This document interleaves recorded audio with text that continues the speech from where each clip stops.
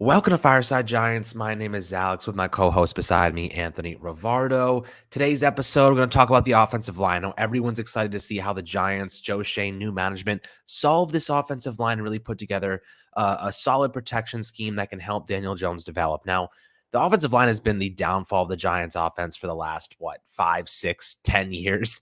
And they really haven't been able to put together a competent unit that can really help the quarterback succeed. Eli Manning's last couple of years totally ruined. He had happy feet, just wasn't the same quarterback as we were used to. Of course, Daniel Jones failed to develop so far, and his production has just fallen off year after year. And it's time for that to change. And I think that it's time for us to discuss what Joe Schoen and Brian Dable have done so far to build the offensive line. Some key notes, some key points that their strategy has kind of focused on, and where the NFL draft leads us. Where are the Giants going to be targeting there? What makes the most sense? What has their moves indicated so far? Before we dive into this interesting topic, Anthony, how are you doing today, my friend? I'm doing great, and I love talking about the Giants' offensive line because it seems like right now they're finally making the necessary improvements. I feel like over the last few years, especially during the Dave Gettleman era, we were always like, oh my God, fix the offensive line. Please do something, Dave. Just do something. And every year, he would do pretty much nothing, except for the one year that he drafted a couple offensive linemen. Of course, Andrew Thomas in the first round, Matt Parrott in the third round, and Shane Lemieux in the fifth round. But then he followed that up the next year with 0 offensive linemen in the draft, and that blew my mind. 2021, the fact that the Giants selected 0 offensive linemen, considering how bad their offensive line was in 2020, that was bewildering to me, bewildering to all of you Giants fans. I know so many people who tune into Fireside Giants left comments in our YouTube comment section saying, what the hell, why did the Giants not draft an offensive lineman? I don't know. I don't understand it, but I can almost guarantee you that the Giants will draft more than one offensive lineman in the 2022 NFL draft, because I think Joe Schoen is really placing a point of emphasis on the offensive line. I think that's very evident through everything that they've done in free agency. A lot of cheap contracts on veterans that can play multiple positions. I love what he's done. He hasn't overspent on anything. He hasn't spent big money, and I think it's because he's setting up the Giants for a very successful 2022 NFL draft. I love what Joe Schoen has done so far, and I really like the new strategy and new approach to building this offensive line. Exactly. Now, I do want to discuss the players that they have signed already. So at this point, the Giants have signed Jamil Douglas, offensive guard, Matt Gano, offensive tackle, John Feliciano, Mark Lewinsky, and Max Garcia. Obviously, Mark Lewinsky is the only player to have received a multi-year deal at 3 years, $20 million, and they really have an out after the second season, another well-done contract there. But given the fact that the Giants had basically no money and we're still relying on trading James Bradbury to open up the cash flow to actually sign our 2022 draft class, we were kind of forced to shop in the bargain bin. Some might have said we should have went after James Daniels, who ended up signing a pretty similar deal to Glowinski, but he's 24 years old. But, we won't know what player really would have fit their mold better. I think they really liked the Indianapolis Colts offensive line. They said if we can steal one of those guys and bring that guy to the New York Giants, that's a huge benefit. James Daniels coming from a Chicago Bears offensive line when that was down there in the bottom 10. So, maybe they wanted to go after a guy that was on a great offensive line and his average is better than than the average across the league, or at least where the Giants were sitting and the Bears. So I do like the Glowinski signing. I think it's kind of maybe underrated. I think some people have been harsh about it, but I think that it's such a cheap contract in context with what the Giants are doing. They can move on. He could end up being depth for, at the end of the day. And, when I'm looking at all the other positions, though, Anthony has a really great point, and I want you to make it, regarding the flexibility that all these players have, which adds even more value to what the Giants are doing, the strategy that they're implementing. Yeah, one thing that I think jumps out to me from the offensive linemen that Joe Schoen has signed so far, all of them play more than one position. Even Matt Gono plays tackle and guard. John Feliciano played guard throughout his entirety of his career, but they're moving him to center because he also has that in his bag too. And Jamil Douglas has played more than one interior position. Pretty much everybody that they've signed plays more than one interior offensive line position.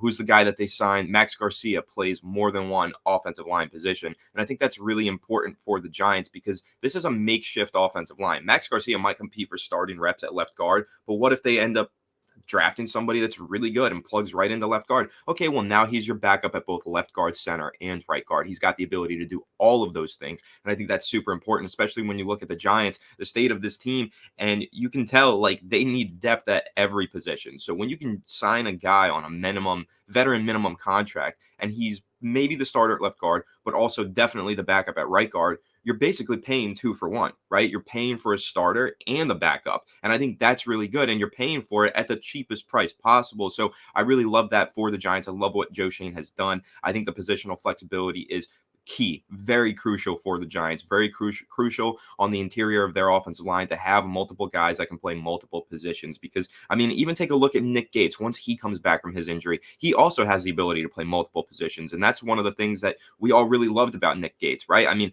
Alex and I, we always ranted and raved about how he is just so flexible. He went from right tackle to right guard to center, all the way to left guard, then suffered the injury. But honestly, at some point, maybe he would have slid all the way over to left tackle. He can play every single position. And we all love Nick Gates for that ability. Now we have multiple other players that can play multiple positions. And it's very, very crucial for the Giants because John Feliciano, yeah, right now he's a center. But what if the Giants trade down in the first round? They end up drafting Tyler Linderbaum. Okay, well, now John Feliciano just goes back to his natural position of left guard and he's the starter there. So perfect for the Giants. Or what if they draft Tyler Linderbaum or Kenyon Green maybe, or Zion Johnson? He wants to play left guard. Boom. Now you got John Feliciano at center. It's perfect. I love the flexibility that the Giants have on the interior of their offensive line. Again, you mentioned that they haven't really signed any tackles, Matt Gono being the only one, but he's kind of a tackle guard. He has that flexibility, but we'll see what they do at the right tackle position, which is going to be really important. But I think the main thing right now is that the Giants have added a lot of depth on the interior, a real point of weakness for this team last season, and I'm very excited by that fact. Yeah, and then the value of having versatile and flexible offensive linemen that can play multiple positions is huge because if a guy goes down, you can shift them, you can rotate. They will eventually get Matt Peart back. They will eventually get Nick Gates, hopefully, and then of course they have Shane Lemieux who will be competing as well. So I'm not going to sit here and tell you this offensive line is going to be good, but at least they have some competition. Right. Last year, we were just handing out offensive linemen for free. We were giving them out. We were giving them starting jobs, and that can no longer be a competent strategy. Right. The Giants need to have more competition. They need to be more proficient in the way that they're building the roster. And I do like the way that the Giants have and Joe Shane have built a unit so far that can at least show that they can compete with one another, right? Because they will bring out the best of each other in that scenario. But like I said, and Anthony, you mentioned it, right tackle, still a big hole. Now, I think that the strategy to focus on filling the right tackle spot with a draft pick is a great move. Why? Because tackles are tenfold more expensive than guards. And at the end of the day, it comes down to money. And you want to have cost-controlled players who are going to eventually cost a monster amount of money on rookie contracts. I'd be willing to put money on the fact that Giants will draft a right tackle in the first round because they want the fifth-year option too. They have faith in their coaching staff to develop a tackle. So I think that they're going to get one in the first round, and then they can lock in a guy for 5 years. You know what I mean? Whether it's Charles Cross, Ike Mekwonu, it doesn't matter. Any of those top 3 guys, in my opinion, would be a home run for the Giants because they're all going to be developing a right tackle. A lot of people are scared. Oh, the transition. Guys, 2022 is a developmental year. It's meant to build a foundation. They'll have a full year of experience at right tackle before moving forward. And actually, the Giants are starting to compete and really look toward building a competent roster as a whole. The first year doesn't matter, right? The first year for offensive linemen are usually rocky, unless you're Rashawn Slater, unless you have a set team with a good foundation already built. The Giants are still new. They have a whole new coaching staff. Whoever that right tackle is going to be, I expect him to struggle, and that's okay. Look at Andrew Thomas, struggled considerably in his rookie season, ended up coming back last year and having one of the best years of any offensive player on the Giants, if not the best year by far of any offensive player on the Giants. But Anthony, when you're looking at the strategy, focusing on drafting a right tackle in the first round, how essential do you think that is toward the rebuilding of this line? Yeah, I think maybe not even necessarily in the first round. We've talked about a couple options in the middle rounds as well, like second round pick, potentially Max Mitchell. I really like him. I think that he could be a great right tackle for the Giants. He's got the ability to play both on the left side and the right side. He did both in college, but he was a primary right tackle. Now you take a look at these guys like Charles Cross, you take a look at Evan Neal, Ike Mekwonu.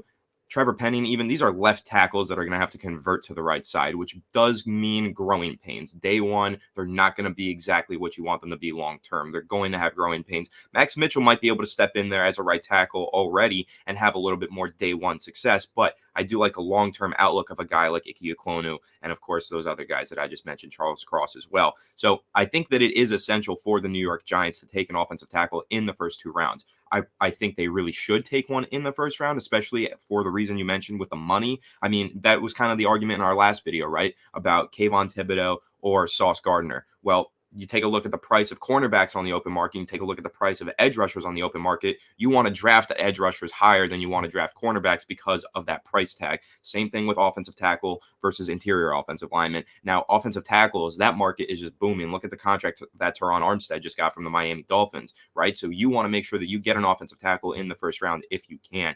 A guy like Ike Ekwonu, like Evan Neal, the Giants need to make that a point of emphasis. And I think the way that they've set themselves up in free agency, getting all these interior offensive linemen on these cheap contracts, it just means we've left a gaping hole at right tackle. We are going to fill it on April 29th, I think is the night of the NFL draft. They are going to fill it in the first round of the 2022 NFL draft. I think there's no doubt in my mind with one of those two top 10 picks, they're going to trade maybe one of them, but they're not going to trade both of them because one of those is absolutely going to be spent on an offensive tackle. And I wouldn't be surprised to see them go ahead on day 2 or 3, take another offensive tackle just for some depth or to be a long-term option in case the first one doesn't pan out. So I think, yeah, you're right. Joe Schoen has set it up where the Giants now just have this need at right tackle, and they're going to fill it in the first round of this year's draft. And I can't wait because there's a lot of great offensive tackle talent in this year's draft. All those names that I just mentioned, Neal, Cross, Ekwonu, those guys are phenomenal. If the Giants land any one of those guys, I mean, their offensive line is going to improve tenfold. Having that as your right bookend with Andrew Thomas as your left bookend, we all know Andrew Thomas is a great player, and he's only going to get better.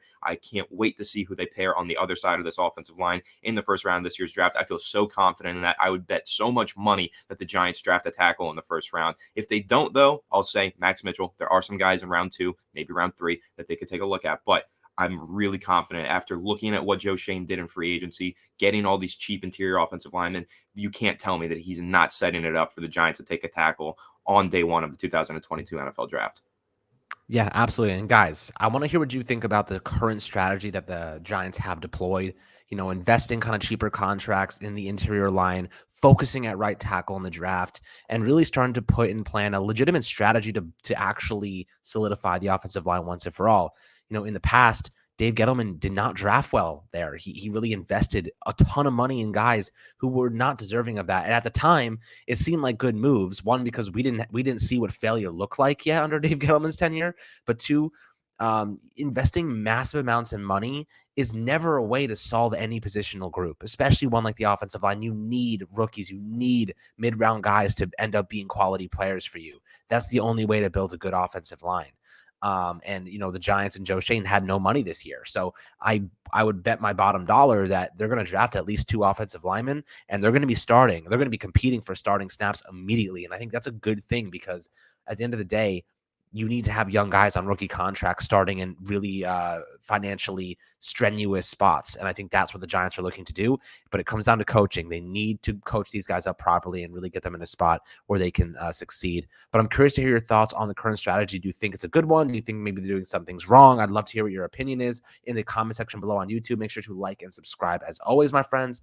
And we will catch you guys on the next Fireside Giants episode.